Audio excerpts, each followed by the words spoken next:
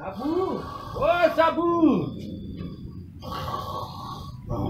ये हालत डी ॾिठे हो माना वेठे वेठे निंड अची थी वञे असांजे माण्हुनि खे ख़बर ई न आहे काई हेॾे ओ साबू उथे जागो बाबा जागो यार सिंधी जागो यार छा थियो आहे वरी न हलंदे आहे एहतिजाज ते कहिड़ा एहतिजाज रोज़ रोज़ खई बीठो आहे एहतिजाज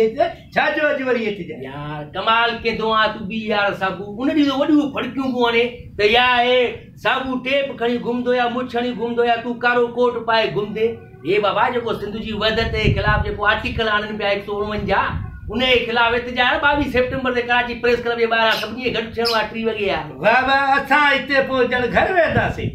असां इहे ॿारनि बचनि समेत ईंदासीं एहतिजाज में बाबा तूं घबराइण जी ॻाल्हि जो इहो सम्झ असांजो पंहिंजो घर जो सॾु आहे सभिनी खे उते गॾु थियणो आहे हा बिल्कुलु ऐं इहा प्रेस क्लब किथे आहे बाबा कराची में कराची किथे आहे सिंध में सिंध किथे आहे पाकिस्तान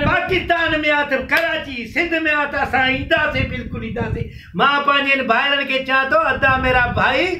अधे खे चवां ईअं न कयो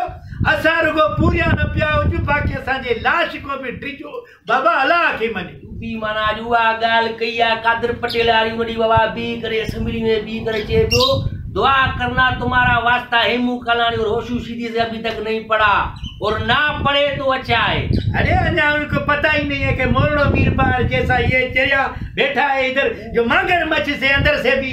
भाइयों को लेकर आता है लाश भी न छड़े मना हाँ 22 सितंबर है ना 22 सितंबर आचरा रेडी यार जल्दी तू हल न बलाने बस अब आते हैं हम आते हैं 22 से 12 बजे अच बाबा कराची में 22 सितंबर पे अची खन टैप पांजी पुट 22 सितंबर ईंदा से